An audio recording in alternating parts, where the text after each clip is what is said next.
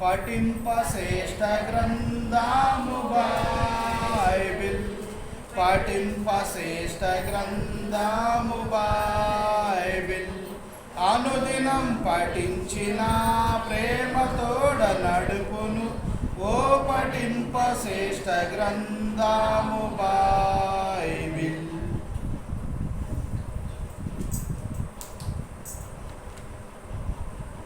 గ్రంథము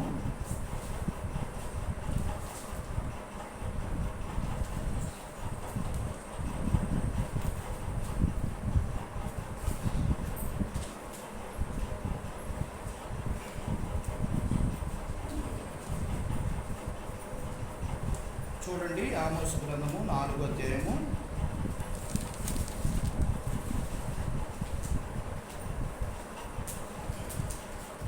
ఆమోసు గ్రంథము 4వ అధ్యాయము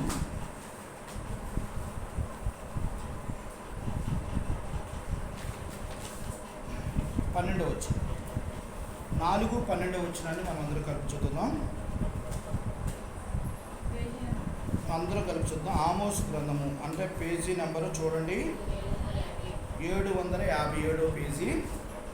ఆమోసు గ్రంథము 4వ అధ్యాయం 12వ వచనాన్ని మనం అందరం కలిపి చదువుదాం. కాబట్టి ఇశ్రాయేలులారా, మీ ఎడల నేను ఎలాగనే చేయుదును కనుక ఇశ్రాయేలులారా, మీ దేవుని సన్నిధిని కనపడుటకై సిద్ధపడుడి. మరొకసారి ఈ వచనాన్ని మనం చదువుదాం, అందరూ చదవండి. కాబట్టి ఇశ్రాయేలులారా, మీ ఎడల నేను ఎలాగునే చేయుదును కనుక ఇశ్రాయేలులారా, మీ దేవుని సన్నిధిని కనపడుటకై సిద్ధపడుడి. దేవుని సన్నిధిలో చిన్న ప్రార్థన చేసుకుందాం. ఆమోసు గ్రంథము 4వ అధ్యాయము 12వ వచనంలో మనం చదువుకున్న మాట, కాబట్టి ఇశ్రాయేలులారా, మీ ఎడల నేను ఎలాగునే చేయుదును కనుక ఇశ్రాయేలులారా, మీ దేవుని సన్నిధిని కనపడుటకై సిద్ధపడుడి. మీ దేవుని సన్నిధిని కనపడుటకై సిద్ధపడుడి. చూడండి, మన దేవుని సన్నిధికి కనపడే బిడ్డలుగా ఉండేటట్లుగా మనం ఏం చేయాలి? ఆదివారము సిద్ధపడాలి. ప్రభు సమయాన్ని మనం కేటాయించాలి. ప్రభు సన్నిధిలో మనం సిద్ధపడి ఆయన సన్నిధికి వచ్చేవారిగా మనం ఉండాలి. ప్రభు వారు ఇక్కడ ఏమన్నారంటే, మీ దేవుని సన్నిధిని కనపడుటకే సిద్ధపడి ఉండి. మనం దేవుని సన్నిధిలో కనపడితే మనకేంటి లాభం? దేవుడు మనకేమిస్తాడు? దేవుని సన్నిధిలో మనం కనపడితే, దేవుని సన్నిధికి మనం వస్తే, మరి బయట ఉన్నామనుకోండి, బయట ఉంటే మనం సినిమాలకు వెళ్ళొచ్చు, శివానికి వెళ్ళొచ్చు, పిక్నిక్కి వెళ్ళొచ్చు, స్నేహితులతో బయటకు అటు తిరగచ్చు, పార్టీలు మీటింగ్కి వెళ్ళొచ్చు, రకరకాలుగా బంధువులు, స్నేహితులు, రక్త సంబంధులు వాళ్ళందరికీ వెళ్ళి తిరగచ్చు, బళ్ళు మీద తిరగచ్చు, సరదాగా వెళ్ళి రావచ్చు. అదంతా సరదాగా ఎంజాయ్గా ఉంటుంది కదా. మరి దేవుని సన్నిధిలో ఏముంటుంది? దేవుని సన్నిధిలో ఏముంటుంది? మరి దేవుని సన్నిధిలో మనకు దేవుడు ఏమిస్తాడు? ఆయన సన్నిధిలో కనపడితే అని మనకు ఒక ఆలోచన రావచ్చు కదా. వస్తుంది కూడా. దేవుని సన్నిధిలో ఉంటే మనకి ఏమొస్తుంది? దేవుని సన్నిధిలో ఉన్నవారికి ఎన్ని ఆశీర్వాదాలు తెలుసా? సుమారుగా బైబిల్ గ్రంథం ఆశీర్వాదాలతోనే నింపబడి ఉన్నాయి. కానీ దేవుని సన్నిధిలో ఉన్నవారికి 7 రకాలైన ఆశీర్వాదాలు మనకు ఉంటాయి. 7 రకాలైన ఆశీర్వాదాలు మనకు ఉంటాయి. మనం ఒక ఆదివారము ఒక సమయాన్ని ఆయన కేటాయించకపోతే 7 ఆశీర్వాదాలు మనం కోల్పోయేవారిగా ఉంటాం. అందుకనే మనము వాటిలో బైబిల్ గ్రంథంలో కొన్నిటినే తీసుకున్నాం. ఇంకా చాలా ఉన్నాయి మనకు ఆశీర్వాదాలు, చాలా దేవుడు మనకి ఇవ్వడానికి ఇష్టపడుతున్నారు. అయితే వాటిలో కొన్నిటిని మనం చూసుకున్నట్లయితే, మరి ఇక్కడ మనం చూసినట్లయితే దేవుని సన్నిధిలో కనపడే బిడ్డలకు, సిద్ధపడి కనపడే బిడ్డలకు దేవుడిచ్చే ఆశీర్వాదాలు 7 రకాలుగా మనకు కనపడుతూ వస్తున్నాయి. ఆ 7 రకాలు ఏంటి? అసలుకి దేవుడు మనకి ఏమేమి ఇస్తాడు ఏంటి అని మనం చూసినట్లయితే, అన్ని పరిశుద్ధ గ్రంథంలో దేవుడు చెప్పిన మాటలే మనం చూసినట్లయితే దేవుడు ఏం చెప్తున్నాడో మనం విందాం. చూడండి, దేవుడి సన్నిధిలో మనకు కనపడితే దేవుడు మనకి ఇచ్చే మొట్టమొదటి ఆశీర్వాదం ఏంటంటే, కీర్తన గ్రంథము 16వ అధ్యాయము. కీర్తన గ్రంథము 16వ అధ్యాయంలో మనం చూసినట్లయితే, ఒకసారి చూడండి, 16, 11 చదువుమా. కీర్తన గ్రంథము 16వ అధ్యాయము 11వ వచనం.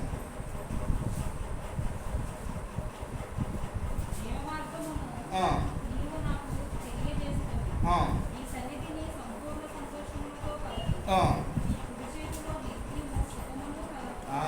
చాలమ్మా.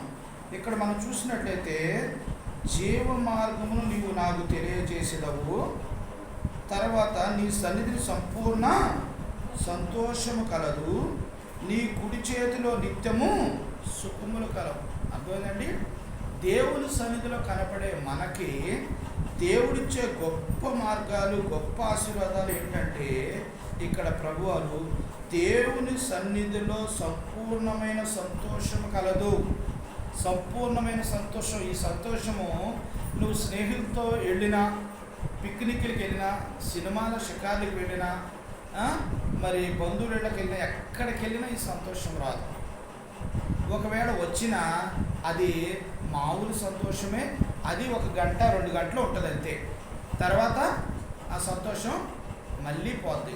కానీ దేవుని సన్నిధికి వచ్చే బిడ్డలకి దేవుడిచ్చే సంతోషం ఏంటో తెలుసా? సంపూర్ణమైన సంతోషం. వాళ్ళ మొహం ఎప్పుడు కూడా నవ్వుతూ సంతోషంగా సరదాగా హాయిగా ఉంటుంటుంది. ప్రియమైన దేవుని బిడ్డలారా, సంతోషంగా ఉండేవాళ్ళు ఉంటారు. ఒక వ్యక్తిని నేను చూస్తూ వచ్చాను. ఆ వ్యక్తి దేవుడిని నమ్ముకున్నాడు. ఆ యొక్క ప్రభుత్వం ఆయనకి ఏం చేసిందంటే శిక్ష విధించింది. ఇతను ప్రభువాన్ని ప్రకటిస్తున్నాడు, ఇతనికి ఎట్టయినా శిక్ష వేయాలి, మరణశిక్ష, ఉరిశిక్ష వేయండి అని ఆయనకి ఉరిశిక్ష వేశారు. ఉరిశిక్ష వేస్తే ఉరేసేటప్పుడు ఆయన ఏమని కోరాడో తెలుసా? ఒక లాస్ట్ కోరిక ఒకటి కోరుతారుగా, ఏమని కోరాడో తెలుసా? మీరు ఉరేసేటప్పుడు నా మొహానికి క్లాత్ కప్పొద్దు అని అంట. క్లాత్ కప్పకుండా నాకు ఉరేయండి. ఆయన ఉరేసేటప్పుడు నవ్వుతున్నాడు. అర్థమైందండి?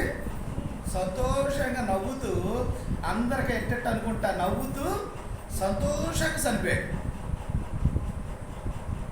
ప్రియమైన దేవుని బిడ్డారా, దేవుని బిడ్డకి అలాంటి సంతోషం దేవుడు ఇస్తాడు. సంపూర్ణమైన సంతోషం.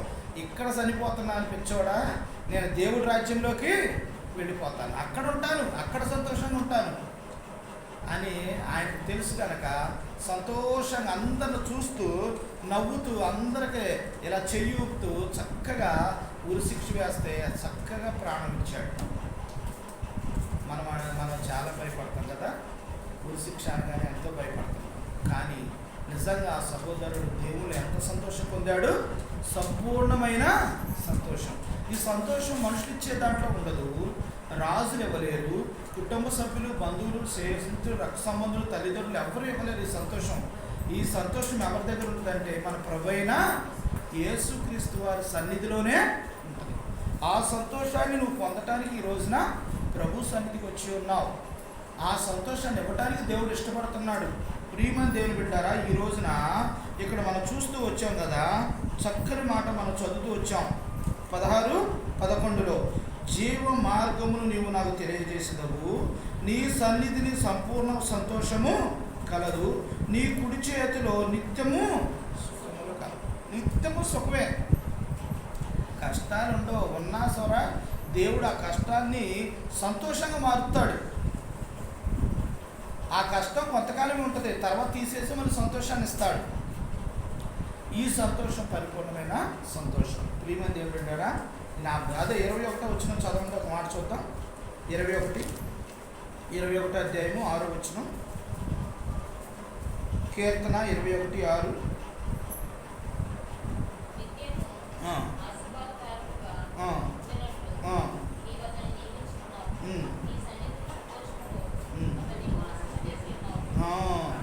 నీ సన్నిధిని సంతోషముతో అతన్ని ఉల్లాసింపజేసి ఉన్నావు. అర్థమైందండి? ఇక్కడ నీ సన్నిధిని సంతోషంతో అతన్ని ఉల్లాసింపజేసి ఉన్నావు.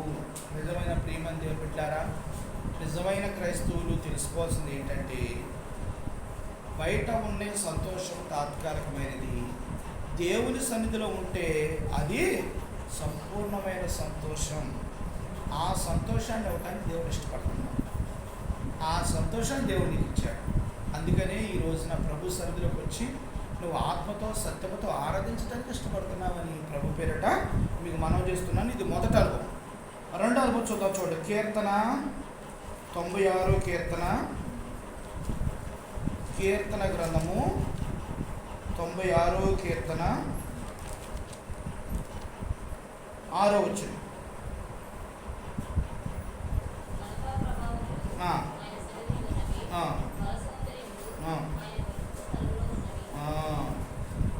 చూడు, ఘనత ప్రభావములు ఆయన సన్నిధిలో ఉన్నవి, బలశౌర్యములు ఆయన పరిశుద్ధాలయంలో ఉన్నవి.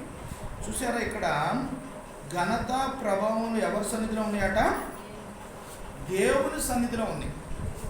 నీకు ఘనత రావాలన్నా, ప్రభావం రావాలన్నా ఎవరి సన్నిధిలోకి వస్తే వస్తుందంటే దేవుని సన్నిధిలోకి వస్తుంది. ఈ లోకంలో ఇచ్చే ఘనత అది నీకు డబ్బున్నంత వరకు ఆ ఘనత నీకు వస్తుంది.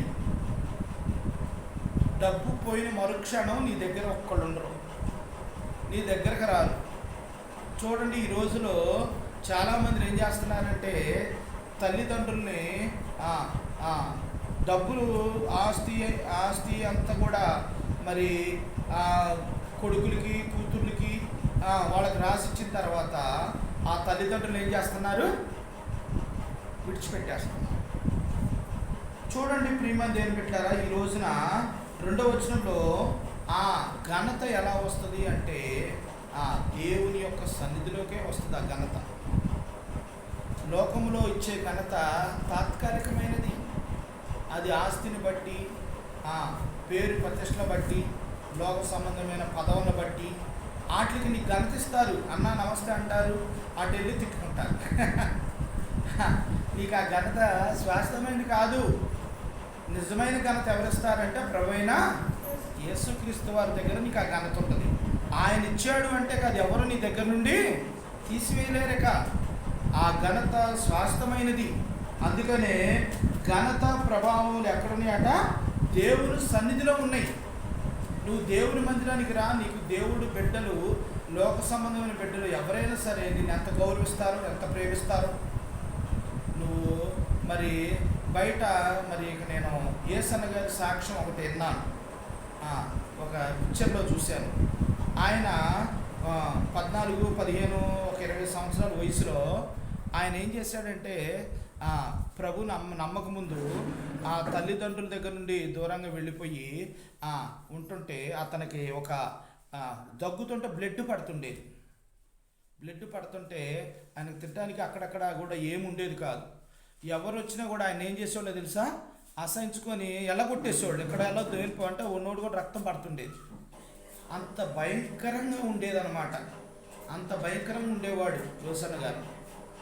తర్వాత దేవుడి దగ్గర మరి ఆయన ఒకసారి ఒక ఇంటి దగ్గర ప్రార్థన చేస్తుంటే ఆ ప్రార్థన దగ్గరికి వెళ్ళి కూర్చుంటే వాళ్ళు ఏమీ అనరు. దేవుని సంఘంగా అందరికీ ఆహ్వానం ఉంటుంది. వెనక్కి కూర్చుంటాడు. వెనక్కి కూర్చుంటే వెళ్ళిపో అని ఏమనరు. అలాగే కూర్చొనంటే దేవుడు మాట్లాడుతుంటే ఆయన కూడా నిజంగా దేవుడిని ప్రార్థించడం మొదలెట్టాడు. ప్రార్థించడం మొదలుగానే వెంటనే ప్రకాశమైన వెలుగు ఆయన మొహం మీదకి ప్రకాశింపజేసిందా. వెంటనే ఆయన దగ్గు, ఆయన బ్లడ్ పట్టడం అంతా కూడా కంట్రోల్ అయిపోయింది. ప్రియమని చేపట్టారా? అలా సంపూర్ణంగా ప్రభు మార్గంలోకి యేసన్న గారు వచ్చారు. ప్రియమని చేపట్టారా? అలాగే మరి ఎవరినైనా ఏ దైవజెండాన్ని చూసుకోండి, మన భక్సింగ్ అన్నతో సహా ఎవరినైనా చూసుకోండి, దేవుడిచ్చిన ఘనత. ఇప్పుడు వాళ్ళందరికీ కూడా ఎంత ఘనత ఉంది? ఇదివరకు యేసన్న గారికి ఆయన అందరూ కూడా ఏం చేశారు? ఇంటికి వస్తుంటే వెళ్ళిపో అని అందరు ఎల్లగొట్టేవాడు. ఇప్పుడు అన్న మా ఇంటికి రన్నా, మా ఇంటికి వచ్చి ప్రార్థన చేయండి అన్న, మా ఇంటికి వచ్చి కూర్చోండి అన్న. ఇక అప్పుడు ఏమి చూడరు, దేవుని ప్రేమ చూపిస్తారు. అర్థమైందండి? దేవుల్లో ఉంటే ఆ ఘనత ఉంటుంది. నువ్వు లోకంలో ఉంటే ఏముంటుంది? నీకు పదవి ఉన్నంతసేపు నమస్తే సార్ అంటారు.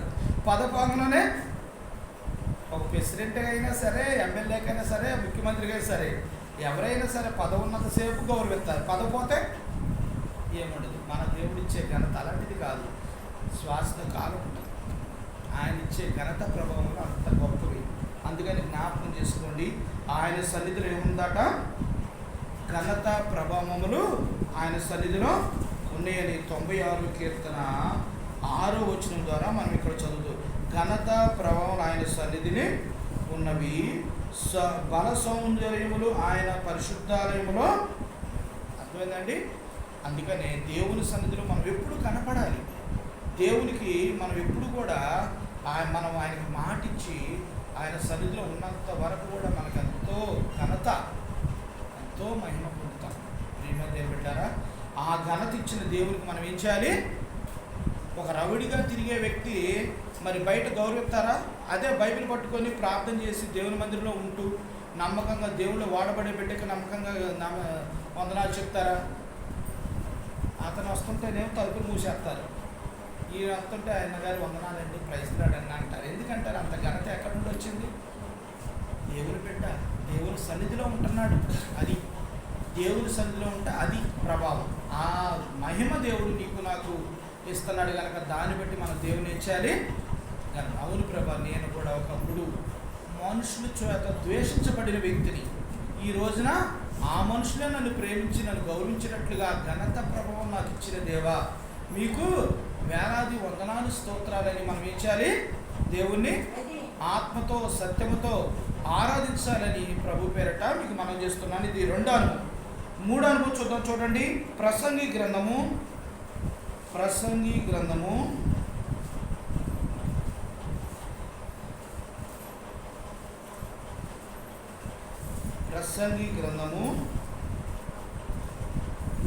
8వ అధ్యాయము. ప్రసంగి గ్రంథము 8వ అధ్యాయము 12వ వచనం చదువు.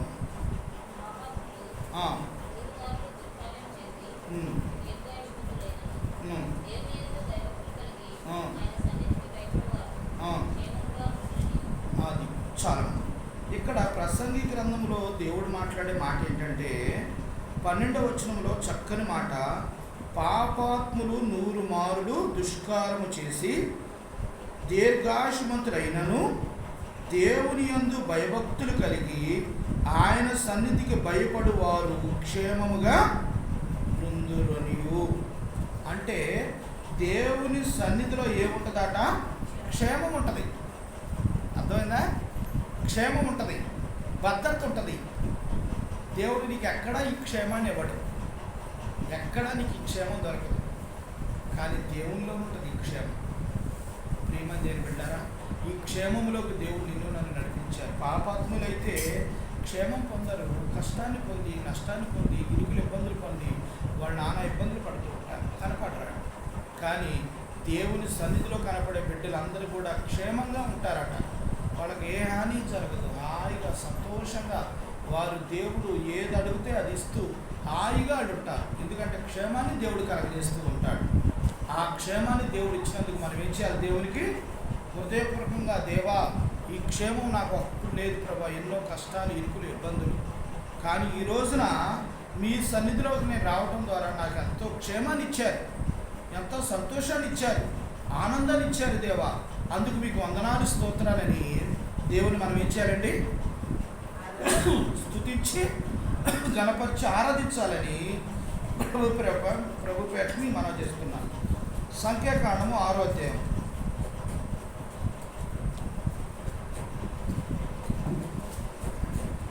సంఖ్యాకాండము 6వ అధ్యాయం తీయండి.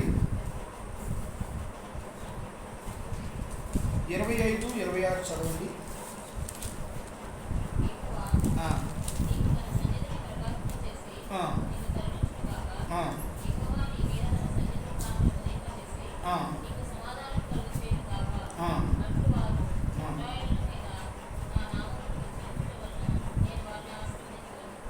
ఇక్కడ మనం చూసినట్లయితే యెహోవా నీకు తన సన్నిధి ప్రకాశింపజేసి నిన్ను కరుణించునుగాక.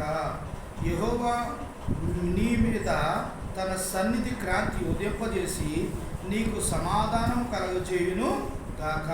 అట్లు వారు ఇశ్రాయేలు మీద నా నామమును ఉచ్చరించుట వలన నేను వారిని ఆశీర్వదించెదను. ఏం చేస్తాడండి? దేవుడు ఆశీర్వదిస్తాడు. ఒకటి, దేవుని సన్నిధిలో సమాధానం ఉంటుంది. రెండోది, ఆశీర్వదిస్తాడు. ఆయన సన్నిధిలో ఏముంటుంది? సమాధానము, ఆశీర్వాదాలు ఉంటాయి. ప్రియమైన దేవుని బిడ్డలారా, ఈ రోజున నీవు దేవుని సన్నిధిలోకి రావటం ద్వారా, దేవుని సన్నిధిలో నువ్వు ఆరాధించడం ద్వారా ఆయనకు నమ్మకంగా నువ్వు దేవుని మందిరంలో కనపడటం ద్వారా నీకు ఇచ్చే ఆశీర్వాదం ఏంటంటే సమాధానం ఇస్తాడు. అందరితో సమాధానం కలిగే మనసు నీకు ఇస్తాడు. సమాధానం నీకు ఉంటుంది, నీ హృదయంలో నెమ్మది ఉంటుంది. దేవాది దేవుడు నిన్ను ఆశీర్వదిస్తూ దీవిస్తూ ఉంటాడు.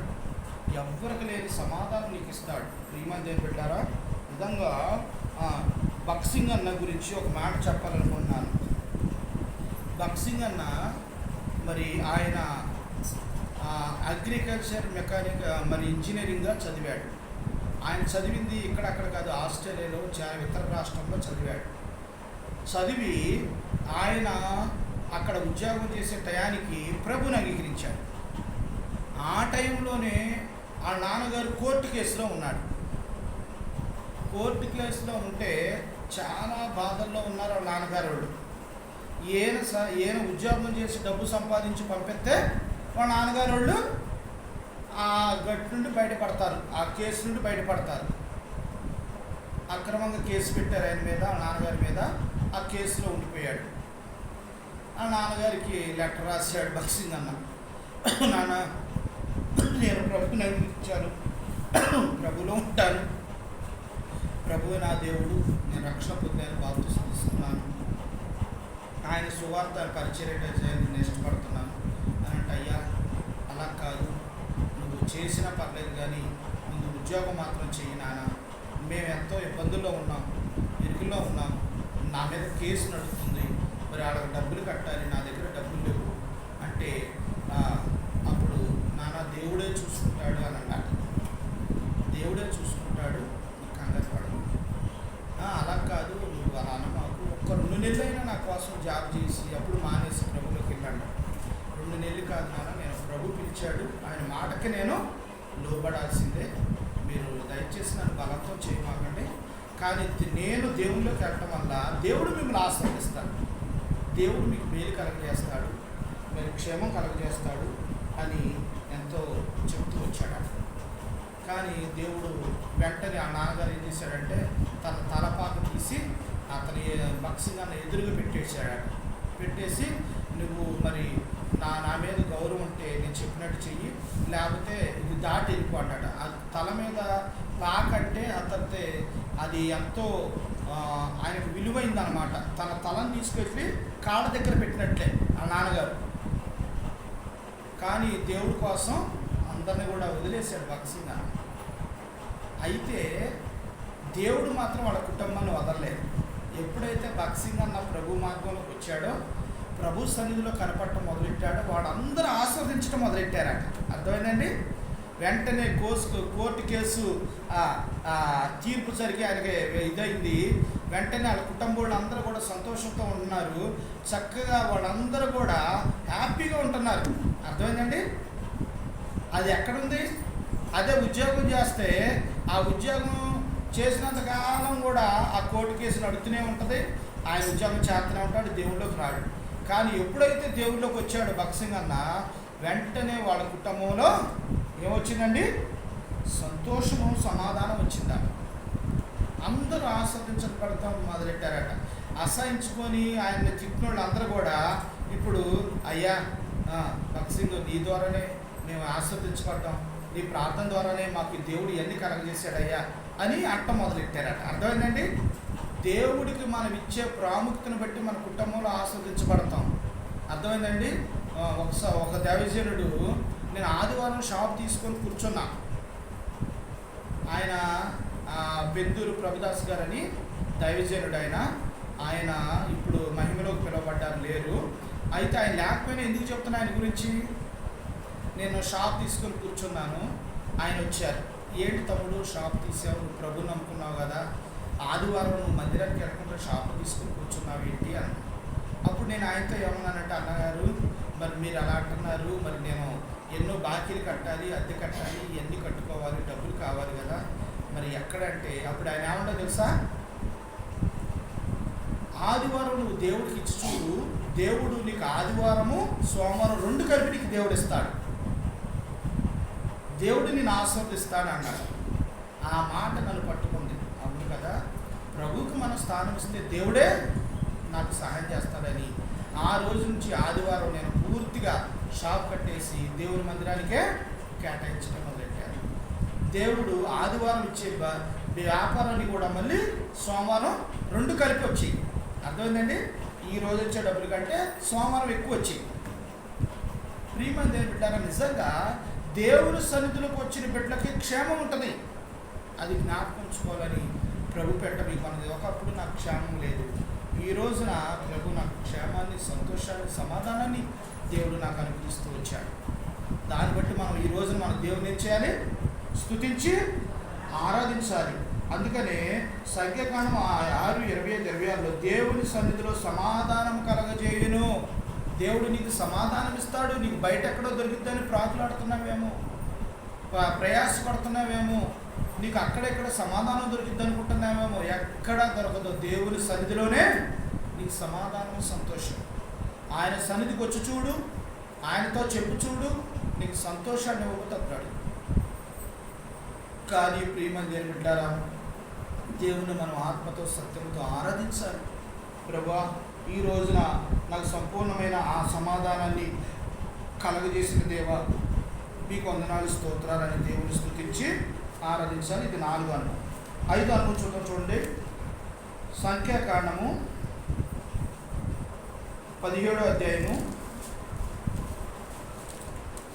సంఖ్యాకాండము 17వ అధ్యాయము 7-8 వచనాలు చదువు.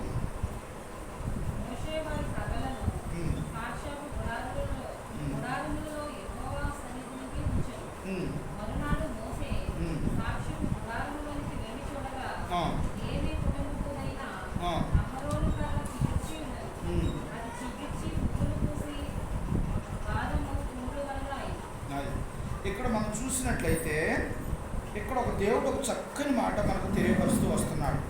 ఏ మాట అంటే ఇక్కడ చూడండి, 7వ వచనం. మోషే వారి కర్రలను సాక్ష్యపు గుడారములో యెహోవా సన్నిధిని ఉంచెను. మరునాడు మోషే ప్రత్యక్ష గుడారములోనికి వెళ్ళి చూడగా లేవి కుటుంబపు దైవ హారోను కర్ర చిగిరించి ఉండెను. అది చిగిరించి పువ్వులు పూసి బాదము పళ్ళు గలదాయను. అంటే కర్ర ఎలాంటిది? కర్ర అంటే ఏంటి? ఎండిపోయిన కర్ర. కర్ర ఎండిపోయింది. ఆ కర్రను తీసుకెళ్ళి దేవుని సన్నిధిలో పెట్టారు. ఆ కర్ర ఏమైంది? చిగురించిందాక. అర్థమైందండి?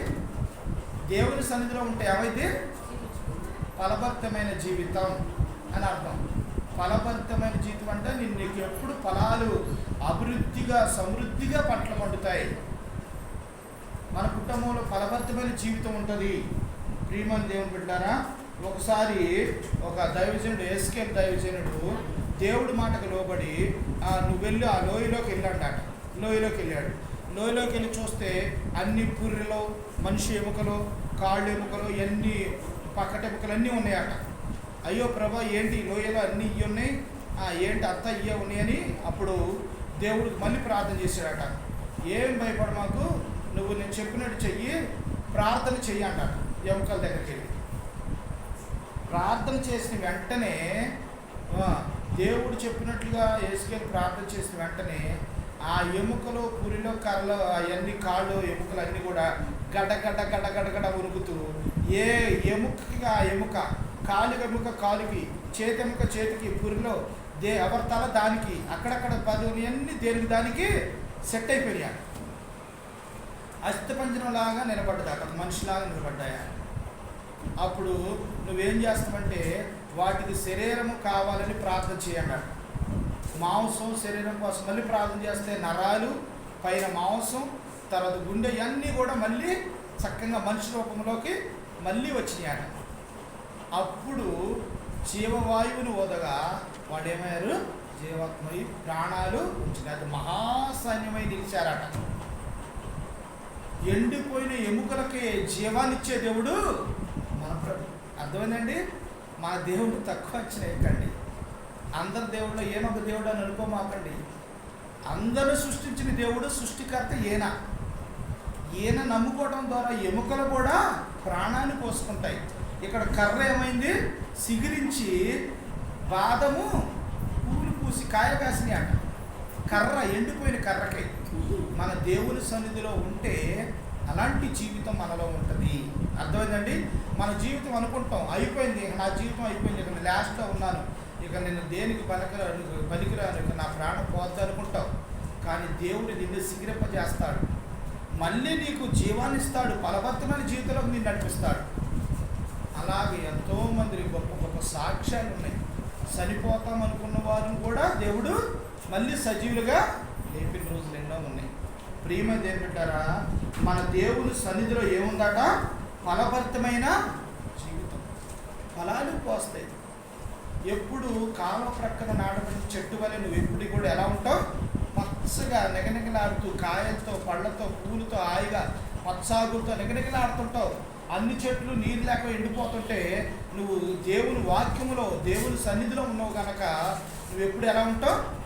ఫలభరితమైన జీవితంలో ఉంటావు. ప్రియమైన ఏంటంటారా, ఆ ఫలభరితమైన జీవితంలో నిన్ను నడిపించిన దేవుని వేచేయాలి, ఆత్మతో సత్యముతో ఆరాధించాలి. దేవా, ఒకప్పుడు నేను ఎండిపోయిన చెట్టుని, ఎండిపోయిన మొక్కని, ఎండిపోయిన మొద్దులా ఉన్న నన్ను సిగిరింపజేశారు. నన్ను ఈ రోజున నాకు ఊపిరినిచ్చారు, నా జీవితాన్ని మార్చారు, సంపూర్ణంగా నన్ను చేశారు. తెలుసా ప్రియమైన ఏంటంటారా? అలాగే మన జీవితంలో దేవుడు ఎన్నో మేలు చేస్తాడు, ఎన్నో ఎన్నో ఎన్నో మేలు చేస్తాడు. ప్రియమైన ఏంటంటారా? ఈ రోజున ప్రభువారిని నువ్వు సంతోషంగా, ఆనందంగా స్వీకరిస్తావా? ఆనందంతో ఆరాధిస్తావా? నా నిజ జీవితంలో ఒక సంఘటన జరిగింది, అది మీకు చెప్పాలి. ఏంటో తెలుసా? నేను జ్యోతిని ప్రభు నేర్పక ముందు విపరీతంగా కొట్టి వాళ్ళ అమ్మగారింటి కాడ పంపించేశాను. నాకు పొలంలో ఒట్లేదని పంపించేశాను. 2 నెలలు అయింది, 3 నెలలు అయింది, నేను తీసుకురావట్లా. బెడ్ కట్టుకొని ఇంటికాడ కూర్చున్నా. ప్రభు నేను అంగీకరించరాదు. అప్పుడు ఈ జ్యోతి ఏం చేసిందంటే, నమ్మకంగా దేవుళ్ళో విశ్వాసంగా ఉంటూ, నాకంటే ఫస్ట్ దేవుడిని నమ్ముకున్న జ్యోతి అనుకుంటే ఒక అక్క అందాక, అమ్మ నువ్వు భర్త కోసం ప్రార్థన చేస్తున్నావు, ఉపవాసం ప్రార్థన చేయమంటే ఇక ఒక ఆలోచన కలిగి ఏమనుకుందంటే, నేను మరి నా భర్త కోసం ప్రార్థన చేస్తున్నాను, నా భర్త వచ్చి తీసుకెళ్ళకపోతే మా నాన్నగారు కొట్టిన మందుల డబ్బా పక్కనే ఉంది, నేను దాగి చనిపోతాను. అర్థమైందండి? అంత గట్టిగా తీర్మానించుకుంది. తీర్మానించుకొని ప్రార్థన చేస్తుంది. కాలువ పక్కనే ఉంటుంది, వాళ్ళ పక్కనే కాలువ ఉంటుంది. బట్టలు ఉతకడానికి ఆ ఉపవాసం ఉంటే ఏమి తినకుండా తాకుండా బట్టలు ఉతకడానికి వెళ్ళి కాలువలో పడిపోయింది. మళ్ళీ వాళ్ళందరూ తీసి కూర్చోబెట్టారు. అన్నా సరే ఏమి తినకుండా ఉపవాసంతో గట్టిగా ఉపవాసంతో అలాగే ఉండిపోయింది.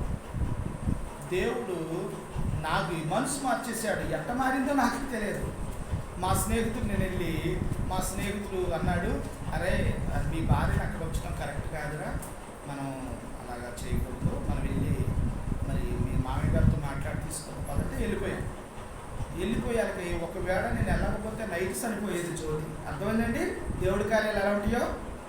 జ్యోతిని అడగండి, సాక్ష్యం చెప్పింది, మంచి సాక్ష్యం ఉంది ఆ దగ్గర. వెంటనే నేను వెళ్ళి మా మామయ్య దగ్గరికి వెళ్తే మా మామయ్య కట్టికి తిట్లు మామూలుగా తిట్లా అన్నాడు. మరి తగ్గించుకొని వెళ్ళాక బాగా తిట్టేశాడు. అయినా సరే తలొచ్చుకొని అలాగే నిలబడ్డా. అప్పుడు జ్యోతి అలాగే తిట్టడం మొదలెట్టింది. మా ఆయన తిట్టారు, నువ్వెవరు అని. అర్థమైందండి? మళ్ళీ నా సపోర్ట్కి వచ్చింది. మాట్లాడిన తర్వాత అప్పుడు నా ఎమ్మటి వచ్చింది, వద్దు ఎనమ్మటి అలమాకు, మంచోడు కాదు, మళ్ళీ నేను కొడతాడు తిడతాడు, అది అయినా పర్ల ఆయనతో నేను ఉంటాను, సరిపోయినా ఆయనే నా భర్త అని వచ్చేసింది. ప్రియమని నేను పెట్టారో ఇప్పటికి నేను గర్వంగా చెప్తాను, ఇప్పటికి నేను జ్యోతి మాటే వింటాను. అర్థమైందండి? నేను గర్వంగా చెప్తాను. ఏడు భార్య మాట వింటారని మీరు అనుకోవచ్చు. ఎందుకంటే తనకు నేను లోపడతా, తను చెప్తే నేను వింటా.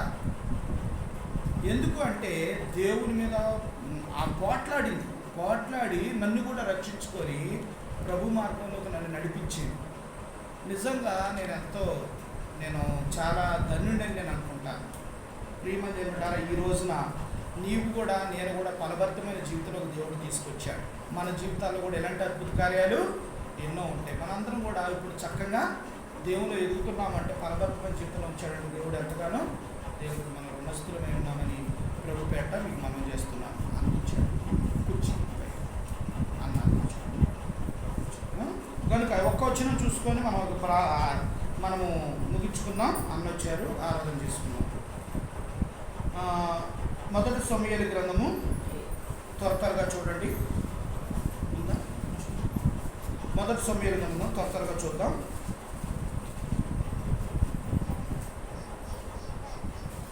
మొదటి సమూయేలు గ్రంథము 10వ అధ్యాయము 1వ అధ్యాయము 10-11 వచ్చిన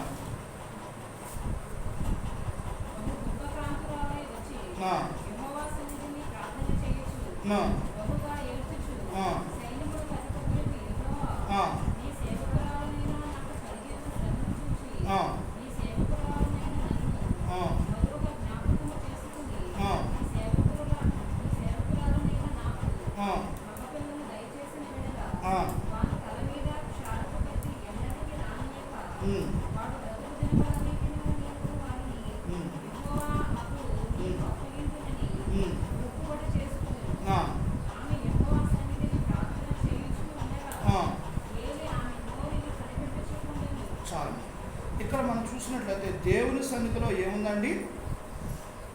అన్న పిల్లలు లేక తన తోటి కోడలతో తన భార్య ఇంకొక ఆమెతో, ఆయనకి 2 భార్యలు, వాళ్ళ చెల్లె ఈమె బాధ పెడుతుంటే తట్టుకోలేక దేవుని సన్నిధికి వెళ్ళింది. దేవుని సన్నిధికి వెళ్ళి ఏం చేసింది? ప్రార్థన, అయ్యా నువ్వు నాకు బిడ్డనిస్తే ఆ బిడ్డను మళ్ళీ నీకే అప్పగిస్తాను, తల మీద కత్తెర కూడా ఇయ్యను, నీకే అప్పగిస్తాను, పాలు ఇచ్చినండి నీకు అప్పచెప్తాను, నాకు బిడ్డని ఇయ్య అంటే వెంటనే దేవుడు ఏం చేశాడు? మగ బిడ్డని ఇచ్చాడు. అర్థమైందండి? సమయం ఇచ్చాడు.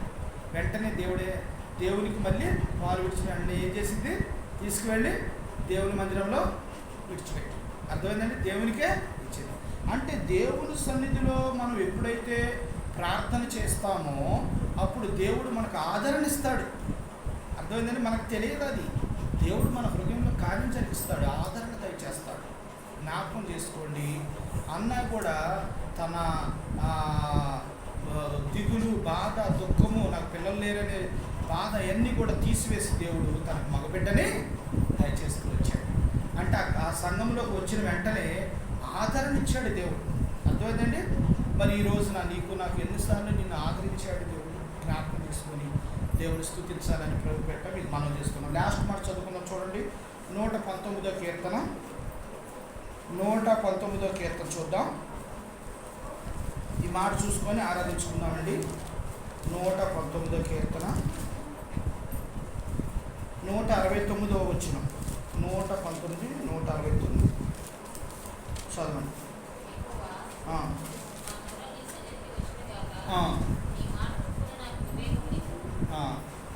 యెహోవా నా మొర నీ సన్నిధికి వచ్చునుగాక, నీ మాట చొప్పున నాకు వివేకము. అంటే దేవుని యొక్క సన్నిధి, దేవుని సన్నిధిలో మాటల ద్వారా మనకి ఏం కలిగిద్దట? వివేకం కలిగిద్ది, జ్ఞానము, తెలివి వస్తాయి. అర్థమైందండి? ఎవరితో ఎలా ప్రత్యుత్తరం వల్ల మనకు దేవుడు నేర్పుతూ వస్తాడు, వివేకాన్ని ఇస్తాడు. దేవుని సన్నిధిలోకి వచ్చే బిడ్డలకి 7 రకాల ఆశీర్వాదాలు ఉన్నాయని ఇక్కడ దేవుడు మనతో మాట్లాడుతూ వస్తున్నాడు. మరి ఈ రోజున దేవుడి యొక్క ఆశీర్వాదాలు పొందాలని ఇష్టపడుతున్నారా? ఇష్టపడితే దేవుని ఆత్మతో సత్యంతో ఆరాధించు. దేవుని సన్నిధిలోనూ ఉన్నామని మర్చిపోమాక. దేవుని ఆరాధించేటప్పుడు సంపూర్ణమైన హృదయంతో, పరిపూర్ణమైన హృదయంతో, ఆత్మతో, సత్యముతో ఆరాధించు. పరిపూర్ణంగా ఆరాధించు. ఆయన మీద ఆధారపడి ఆరాధించు. దేవుడు నీ కార్యం చేస్తాడు. దేవా, నా జీవితంలో మీ సన్నిధిలో నేను ఉన్నప్పుడు సంపూర్ణమైన సంతోషాన్ని ఇచ్చారు. మరి రెండో ఏంటి? దేవా, నీ సన్నిధిలో నేను ఉన్నప్పుడు ఘనత, ప్రభావాన్ని నాకు ఇచ్చారు. మూడోది ఏంటి? దేవుని సన్నిధిలో ఉన్నప్పుడు నాకు క్షేమాన్ని దయచేస్తూ వచ్చారు. నాలుగోది ఏంటి? దేవుని సన్నిధిలో ఉంటే సమాధానాన్ని ఇచ్చారు. ఐదోది ఏంటి? దేవుని సన్నిధిలో ఉంటే ఫలభరితమైన జీవితాన్ని నాకు ఇచ్చారు. ఆరోది ఏంటి? దేవుని సన్నిధిలో ఉంటే ఆదరణ నాకు ఇచ్చారు. ఏడోది దేవుని సన్నిధిలో ఉంటే మాటల ద్వారా వివేకాన్ని కలిగిస్తూ వచ్చారు. ప్రభా, నేను ఏమిచ్చి రుణం తీర్చుకోగలను? విరిగి నలిగి హృదయంతో మిమ్మల్ని స్తుతించడం తప్ప, ఆరాధించడం తప్ప, ప్రభా ఈ రోజున నా హృదయపూర్వకంగా మిమ్మల్ని ఆత్మతో సత్యముతో ఆరాధిస్తున్నాను ప్రభా అని మనం దేవుని ఏం చేయాలి? స్తుతించి ఆరాధించాలని ప్రభు పేరట మీకు మనం చేస్తున్నాను. దేవుని చిన్న వాక్యము దేవుడు దీవించునుగాక. అందరూ మోకరించండి. మోకరించి ఒక బ్రదర్ ఒక సిస్టర్ క్లుప్తంగా ఒకరి తర్వాత ఒకరు ఆరాధించుకుందాం.